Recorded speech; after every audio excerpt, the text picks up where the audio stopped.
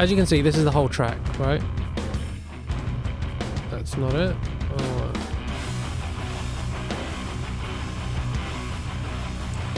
So this is every single track in the project, right?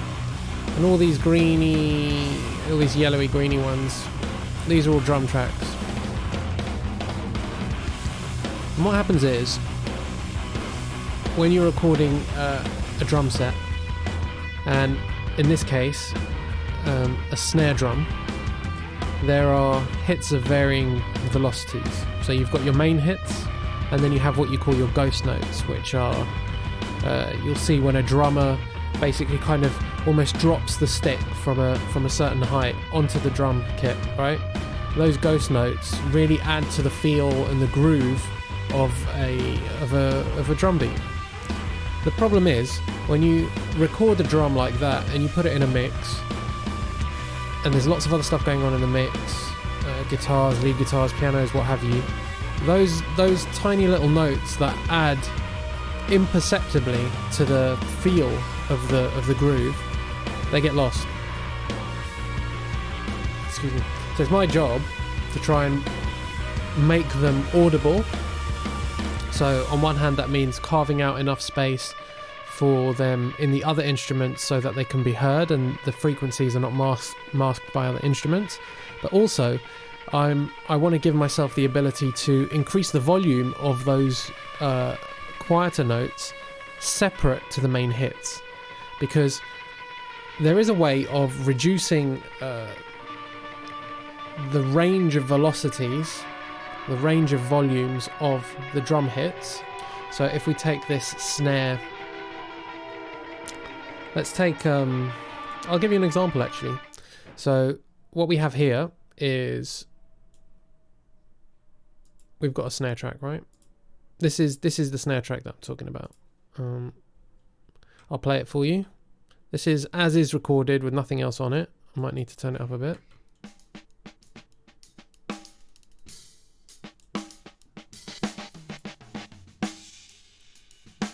Can hear that, right?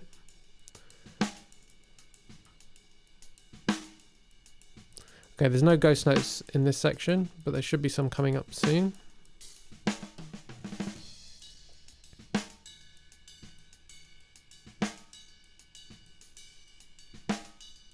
Okay, here are some ghost notes coming up.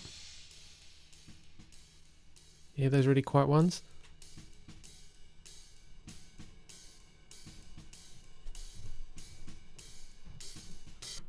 So those notes are ghost notes. And what we want to do with those ghost notes is, well, there's a way to handle them.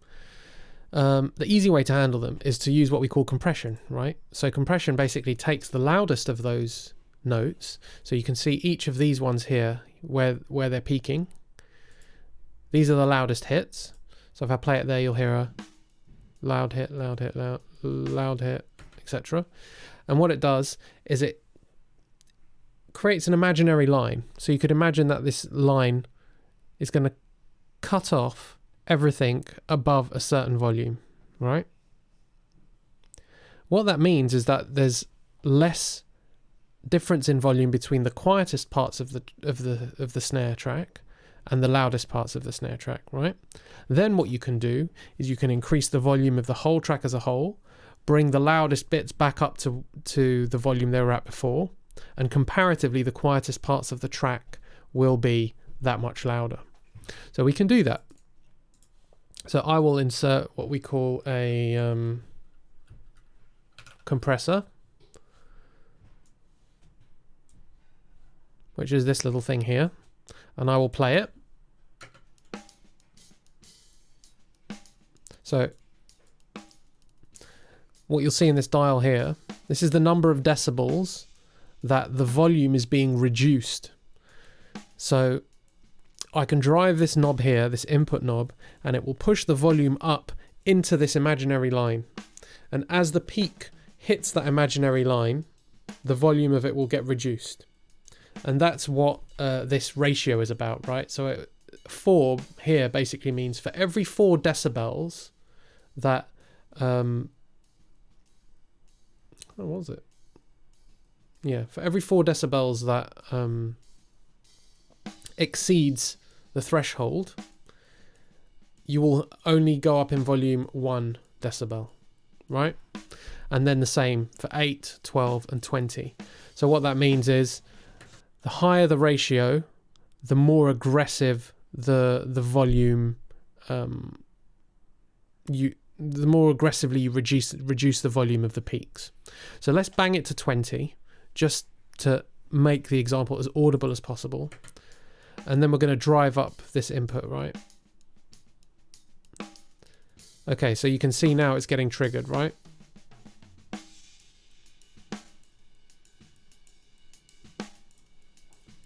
Let's turn it off for a second. Let's see how loud, so in this meter here, let's see how loud one of the loud hits goes. Okay, so it went to minus 9.7. Let's try and match that volume once we've got it going through the compressor. Okay, so it's much louder at the moment.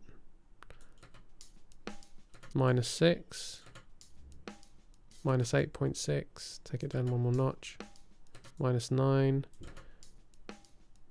minus 10. So comparatively, they're going to be the same volume.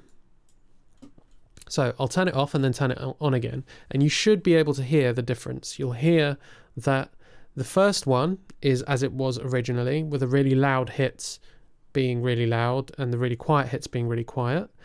And then when I enable the compressor, you'll hear the loud bits being just as loud, albeit tonally slightly different, and that's something I'll talk about after. But the quiet bits louder comparatively as well. So let's listen. And then I'll enable it.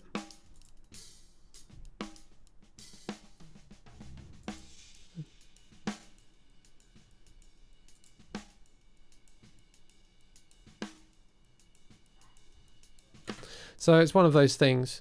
The problem is doing that, the amount of compression you need to apply to bring out the ghost notes in a mix can be and tends to be very aggressive. And the reason you don't want to do that is because it imparts a certain characteristic onto the sound of the loud hits. So we'll keep pushing it until we get everything to a volume that we want, right? Now everything here is like a decent volume, right?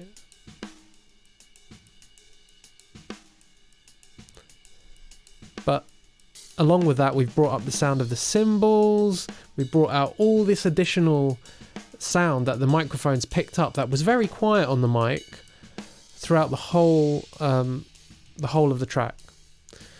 So if we're really driving that compression in that snare mic throughout the whole of the track, we're going to be introducing lots of other problems. So what's the solution? The solution is go through with a fine-tooth comb this snare track and cut out all of the quiet hits. When I say cut out, I don't mean cut and paste, I mean copy paste. So that's basically what I've done here. So I've got basically this snare ghost track here, which is all of the hits that I've manually cut out and put them onto a separate track. The idea being that when you play them together, the original track with the loud hits and the snare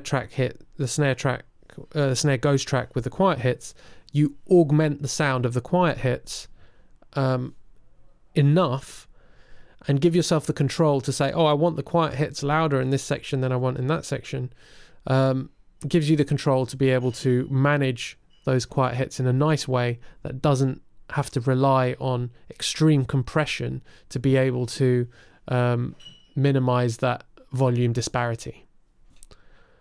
But there's a problem. In the ghost note track, we're still cutting quiet notes out of a track that has a lot of additional noise. As much and as diligently as you can cut and trim the audio, there's going to be still cymbals going on around. There's still going to be other parts of the drum kit that are being picked up.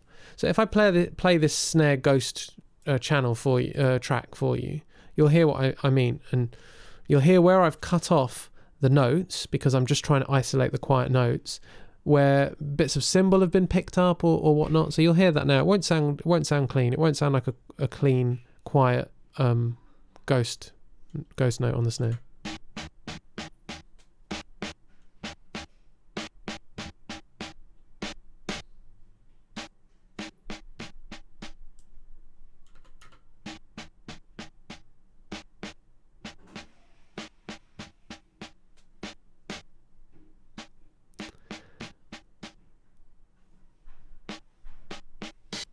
Ah, you hear that one?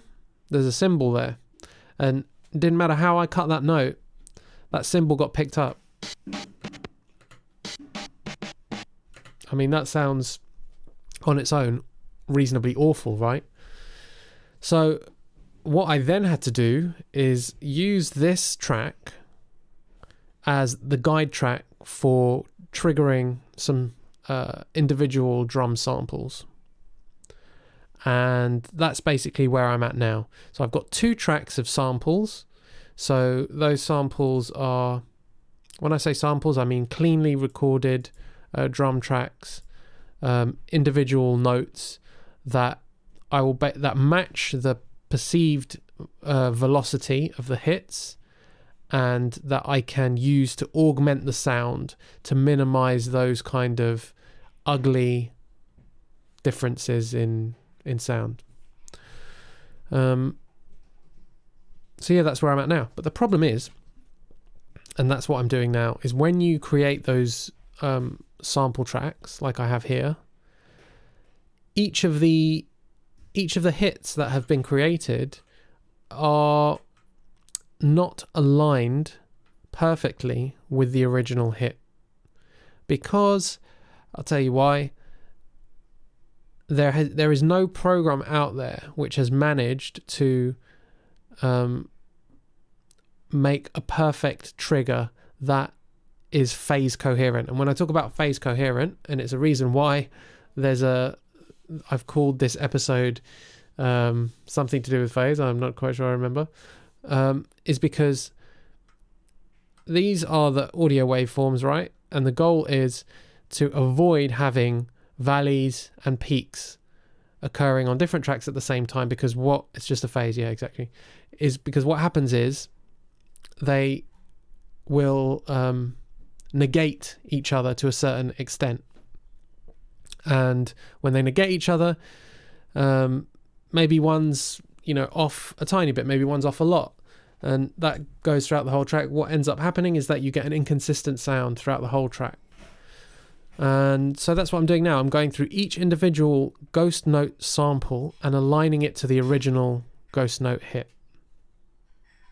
So that was a long explanation, wasn't it? So yeah, that's what I'm doing now. Back to the music!